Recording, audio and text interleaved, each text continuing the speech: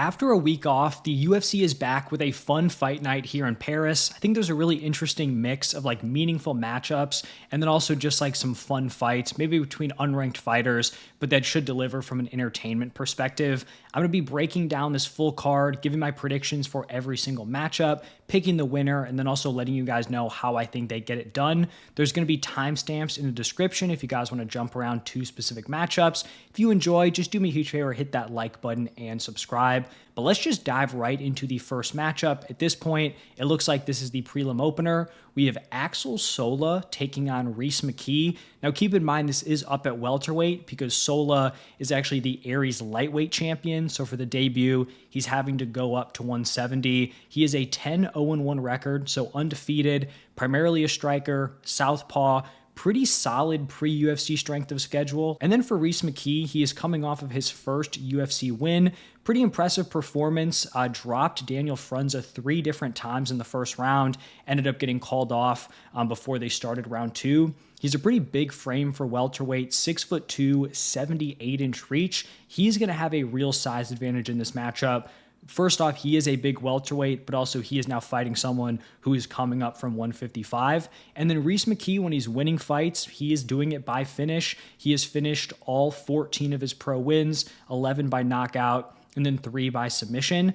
I think from a skill perspective, I do believe that Sola is the better fighter. I think the question is just going to be, can he overcome the size disadvantage? Because, that is going to play a factor in this matchup. McKee's had pretty much like 0 grappling success within the UFC. He's very hittable on the feet, absorbs 7.9 significant strikes per minute. So I am going to lean towards Axel Sola here. I know he's going to be undersized, but I do think he's just the more skilled guy.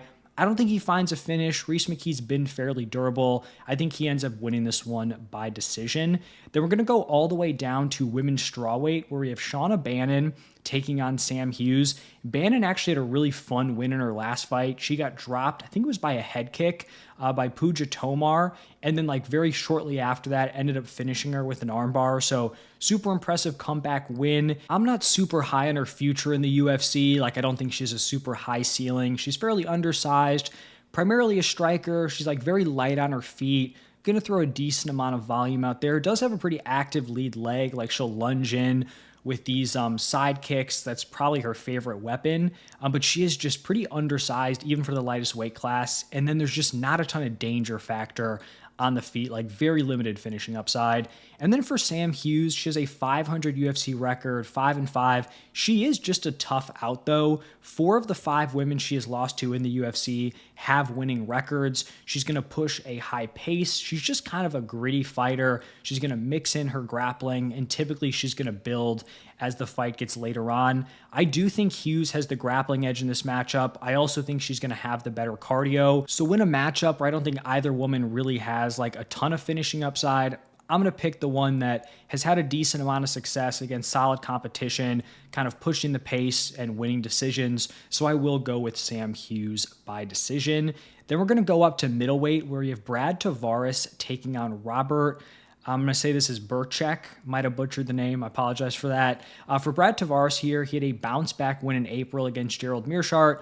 Really solid, stylistic matchup for him. Tavares had lost 4 of his previous 5, and the only win in there was against Chris Weidman, who was just coming off of the leg break. He's a striker with very solid takedown defense, typically able to keep the fight standing if he wants it there.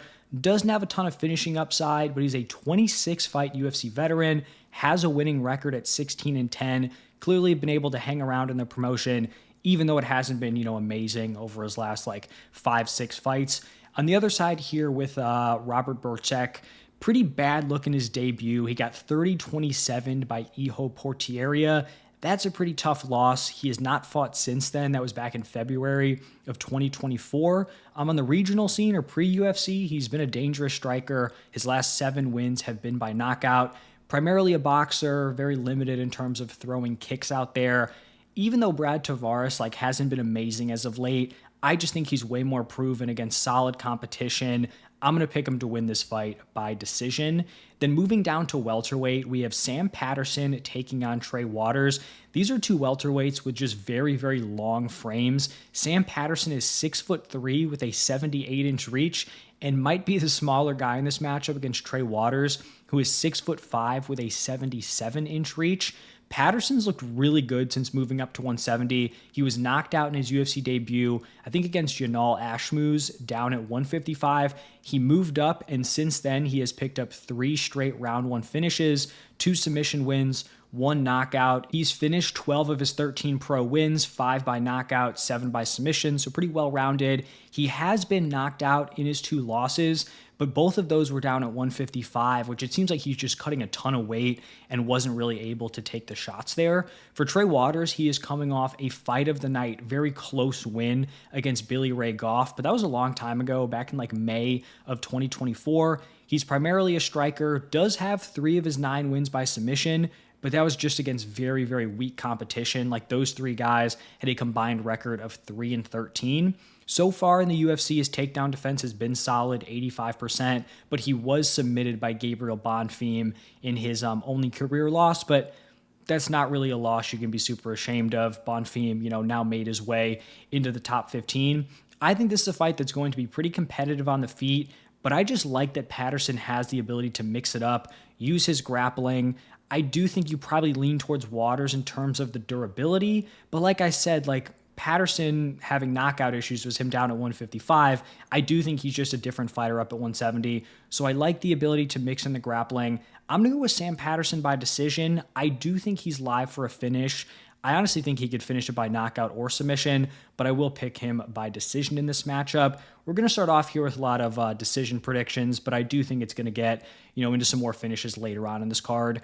Next up, we have William Gomis taking on Robert Ruchala at featherweight. Gomis is just very, very solid. He has a 4-1 UFC record. His only loss was his most recent fight, a split decision against Haider Emil. Really could have gone either way. He has had an issue kind of creating margins in his fights where he's had a lot of just these super competitive matchups. He has split decision wins against Joe Anderson Brito and Francis Marshall. So he's picking up wins against solid names, but a lot of his fights are just very, very competitive. Primarily a striker, does play it pretty safe, which is why you kind of get these super close matchups. He's not really pulling away in terms of volume. He's actually a pretty low volume striker, but he's also very defensively sound. It's going to be tough to actually put him away.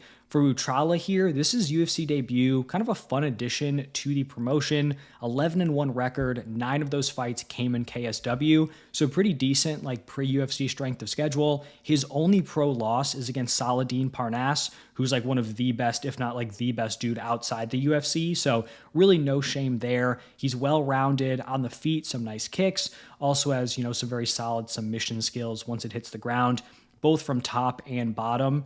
So I do expect him to try to mix it up in this matchup.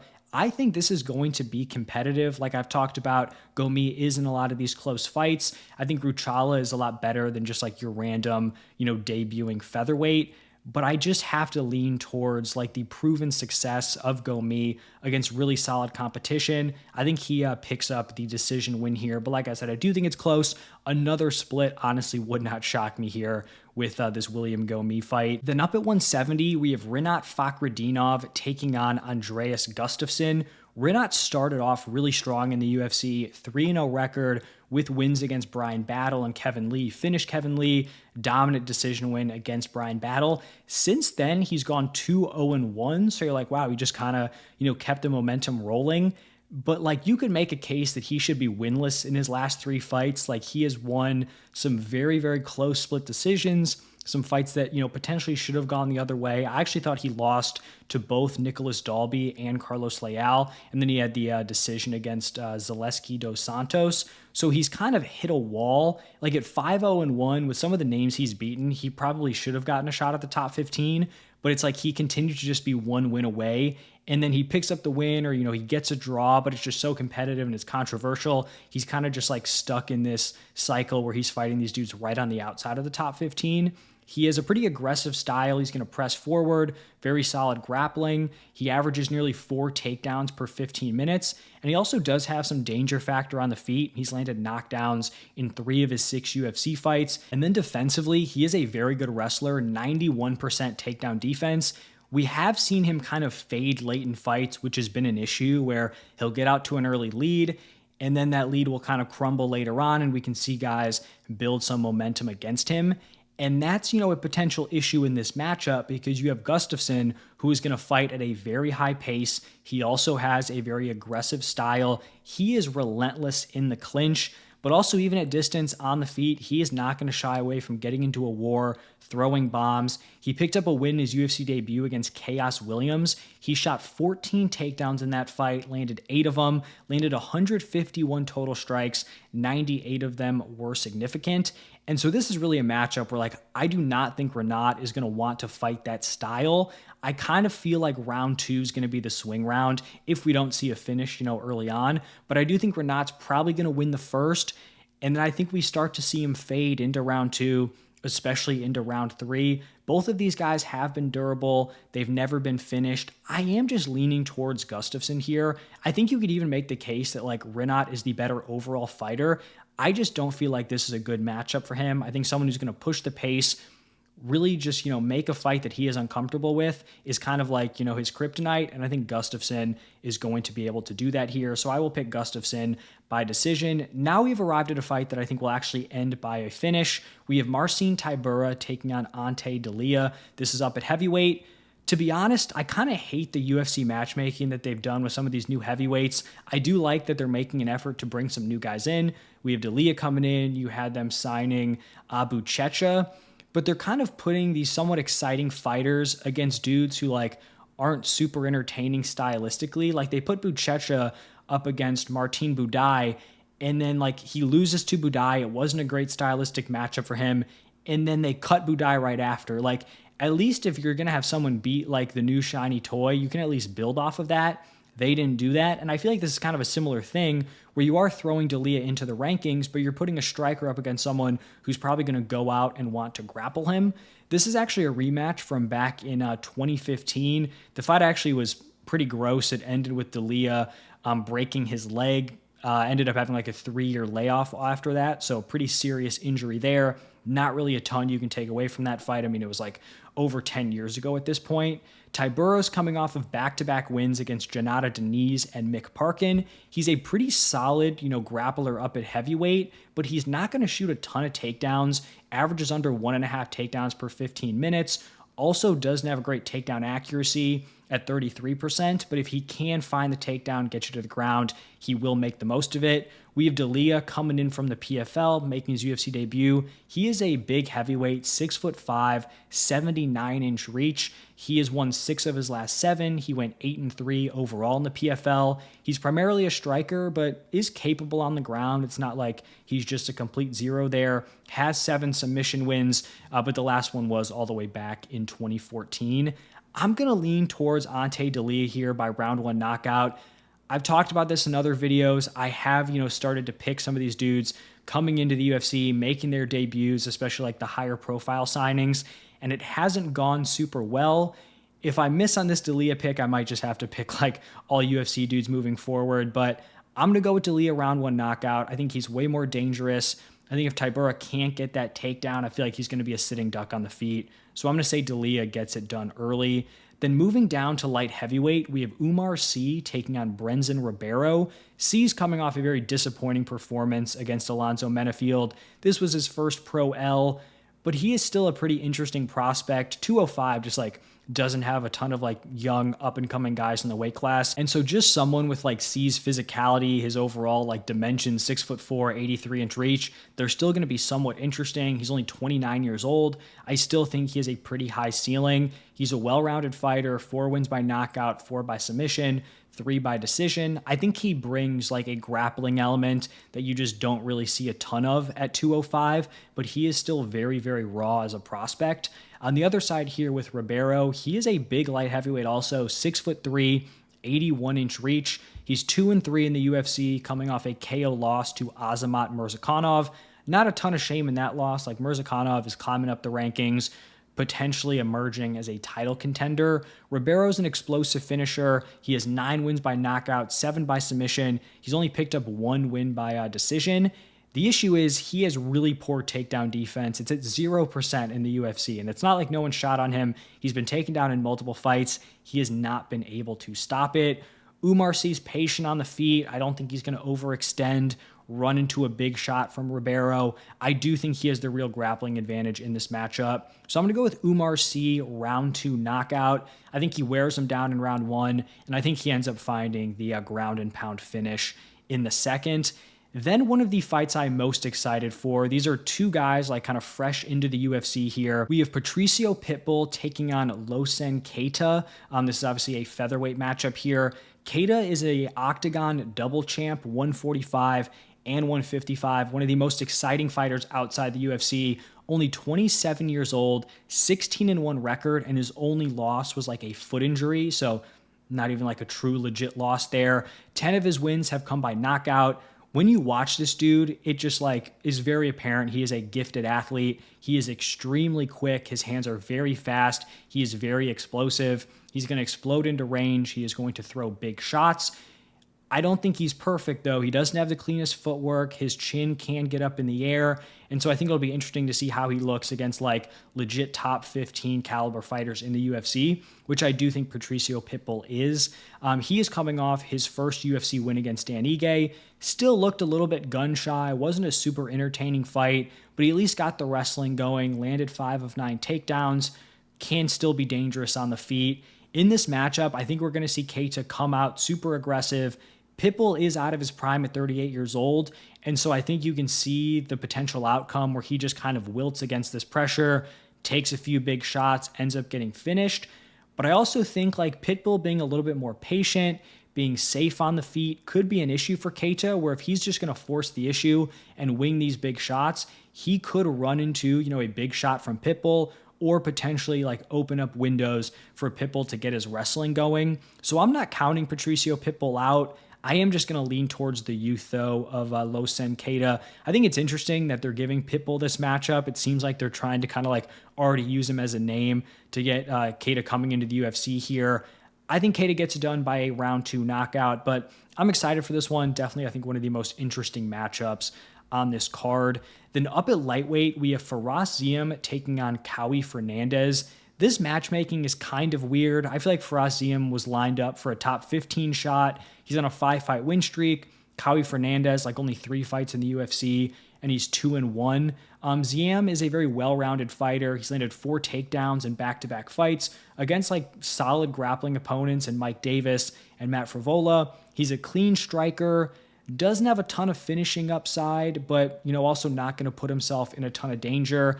I do think if he picks up the win here, he 100% should be getting an opportunity to move into the top 15 or at least, get a fight against one of those guys. Also pretty big frame for the weight class, 6'1" with a 75-inch reach. On the other side with Caio Fernandez, he's an explosive striker. He's landed 3 knockdowns in his last 2 fights. He has powerful kicks, really beats up the legs. We saw him do that against, his last 2 opponents. Also really impressive head kicks out of the clinch.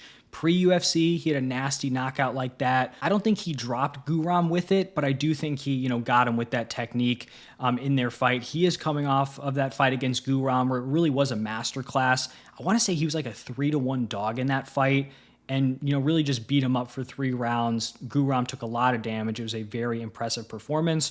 One concern for Caio is that we did see in his fight against Mark Diakese, believe that was his UFC debut, Diakese went 3 for 8 on takedowns and racked up 9 minutes of control time. Ziam does have the ability to take this fight to the ground and, rack up some control. So in this fight, I feel like Ziam has the skill edge, but I feel like Caio is the better overall athlete. I think he's more dangerous, way more explosive, is going to hit harder. I'm just going to bank on Fares Ziam's ability to mix it up in this matchup, and I think he ends up getting a decision win and setting himself up for an opportunity to get into the top 15. Then moving up to light heavyweight, we have Modestas Bukauskas taking on Paul Craig. Bukauskas is on a 3-fight win streak. He's actually 5-1 since getting back into the UFC, so he's found a lot of success in his second stint here. He's primarily a striker, good takedown defense at 77%. In his most recent fight, he stuffed all 4 of Ion Kutelaba's takedown attempts, and Kutelaba's not like a bad wrestler at a light heavyweight. We all know Paul Craig. He has one of the most hilarious resumes of all time. He'll lose to some random dude, and then he'll just, have these elite wins against a Magomed Ankalaev or Jamal Hill. We know he has super dangerous jiu-jitsu. He's very opportunistic. You don't want to give him a window, on the ground, or you make a mistake and all of a sudden he's locking something in. But he is not a good striker. He is not good defensively, and he also doesn't have a lot of danger factor on the feet. And then his wrestling isn't great either. Only 19% takedown accuracy. He has this great jiu-jitsu, but he really just struggles to get the fight there. So I am leaning towards Modestas Bukauskas in this matchup. I'm going to go with Bukauskas round 1 knockout. If Paul Craig's losing, it's probably early on, by knockout. So Bukauskas round 1 KO will be my pick. Then at lightweight, we have Bolaji Oki taking on Mason Jones. I think this is a really fun matchup. Oki, 10-2 record, 2-1 in the UFC. He's got a pretty aggressive style, willing to mix in his grappling. 5 wins by knockout, 1 by submission, 4 by decision. So far in the UFC, I guess plus the Contender Series, he picked up a round 1 knockout on the Contender Series, split decision win against Timmy Kwamba, was submitted by Chris Duncan, and then came back in his last fight with a UD win against Michael Aswell. I think that one was a short notice replacement there. And then for Mason Jones, he's coming off a UD win against Jeremy Stevens. That was his return to the UFC. Really fun fight. It was like an absolute scrap through the first 2 rounds. Then he kind of just wanted to clinch the win, went very grappling heavy in round 3. Fans didn't like it, but he did what he needed to do to lock up that win. We have seen him really get the wrestling going in his 2 wins. He's landed 16 total takedowns in his 2 UFC wins so far, so it's good that he can mix it up. He's going to push a high pace, is a little bit hittable on the feet, which is not ideal. I do think this fight has fight of the night potential. You have 2 dudes who are going to be pretty aggressive, throw a lot of volume out there. Neither guy is great defensively. I do slightly lean towards Mason Jones here. I think he has more finishing upside. He's durable. His only 2 losses, within the UFC, I think overall, are to Mike Davis and Ludovic Klein. There's no shame in losing to those 2 names. So I'm going to go with Mason Jones here by decision, but I do think this one is going to be a pretty fun matchup. Then I think this is the co-main event. We have Benoit Saint-Denis taking on Mauricio Rufy. Pretty interesting fight towards the back end of the rankings at lightweight. I do think this is a contrast of styles here. Rufy's going to want a clean striking match. He's going to want to stay at range, just kind of pick shots at Benoit. And then Benoit Saint-Denis is going to push the pace. He's going to want to use his wrestling, just completely melt Mauricio Rufy. Rufy's 3-0 in the UFC, coming off that super impressive spinning wheel kick knockout against Bobby Green. Super fun striker, very fluid, creative, great kicks, spinning attacks. He does hit very hard, and he also manages range very well. He has finished 11 of his 12 wins by knockout. And then on the other side with Benoit Saint-Denis, he is coming off a submission win against Kyle Propolek. That was a short notice replacement. Not really putting a ton of stock in that fight. He kind of did what he was supposed to do. Overall, he has a 6-3 UFC record down at 155. Finished all 6 of those wins, 3 submissions, 3 knockouts. High volume wrestling attack, averaging 4.2 takedowns per 15 minutes. He's always pressing forward. He's ripping that left body kick, but he does pay for that aggressiveness in his defense, where he is very hittable, only 41% significant strike defense. In this matchup, I just feel like Rufy is too skilled. He's so slick on the feet, and then Benoit is just so hittable. So it's possible that Benoit survives early on, really kind of builds his momentum, and then pulls away in round 2, round 3. But I feel like Rufy's going to get him out of here. I've actually gone back and forth on round 1 or round 2 KO. Benoit is pretty durable. He can eat some shots. The dude's super tough. So I think Rufy's going to end up getting him out of there in the second round. I'll go Mauricio Rufy, round 2 KO. And then we have finally arrived at the main event. This is a really interesting matchup. It truly does feel like a 50-50 fight. I think the winner of this matchup should be the number 1 contender, taking on Khamzat Chimaev. When I look at these two, I feel like Caio has been the more consistent, kind of steady presence, whereas Imavov has like these super high highs, but then these very low lows. Maybe not very low lows, but like there are times where he looks like a total world beater, and then there are other times where he looks like he could be very susceptible in certain matchups. So Imavov has an 8-2 UFC record. He is coming off a round 2 knockout against Israel Adesanya. Very solid size for middleweight, 6'3", 75-inch reach. Primarily a striker, but, can mix in the grappling if he needs to. Probably won't, try to initiate that in this matchup. He's a very clean striker on the feet, a lot of straight shots, front kicks, straights, knees up the middle. We have seen he kind of has a tendency to fade late in fights and look human when you do grapple him. If he can just stand with you for 5 rounds, stand at range, fight a pretty fight, the cardio will hold up. If you start to wrestle him like we saw in the Brendan Allen fight, he can look very human in those matchups. He's also somewhat susceptible to just getting held in the clinch, which is not great here against Caio. Caio's undefeated in the UFC, 7-0. Very grappling heavy in his first 4 UFC fights, like landing a takedown, racking up a lot of control time, not taking a lot of risks. And then the last 3 fights, he's just been very striking heavy, hasn't landed a single takedown, has actually landed knockdowns on the feet in all 3 of them. I don't think he's quite as clean on the feet as Imavov, but he's still very effective, very good jab, likes to throw the knee up the middle, is somewhat hittable on the back foot. Like if you get him moving backwards, I do think the defense kind of starts to fade. It'll be interesting to see if Imavov kind of exploits that, because typically he's not pressing super hard on the gas, but for him to win this fight on the feet, I do think that's like his best path to victory here. I do just feel like Caio has the tools to win this fight. Now, is he going to go out there and like try to make this a striking match like he's done his last few fights? If he does, I don't like his chances, but he's a part of a smart team. Obviously, he has very high-level fighters around him. His striking is good enough where I think if he mixes in the grappling, tries to clinch, tries to land the takedown, I do think he can have a lot of success in this matchup, but he does need to kind of fight that fight where he's wearing on Imavov. I don't think he should go out there and, try to just make it a kickboxing match. I just don't think he wins that. So I'm going to lean towards Caio here. I'm going to take him by decision. I feel like the odds for this one are like 50-50. It does seem close. I do think, like I said, the winner of this should get the Khamzat Chimaev fight. So I'll go with Caio by decision. Would love to hear your thoughts on this matchup, who you guys are taking. But that is going to wrap it up for this one. If you enjoyed, hit the like button, subscribe, drop your predictions in the comments. Thank you all for stopping by, and I'll see you in the next one.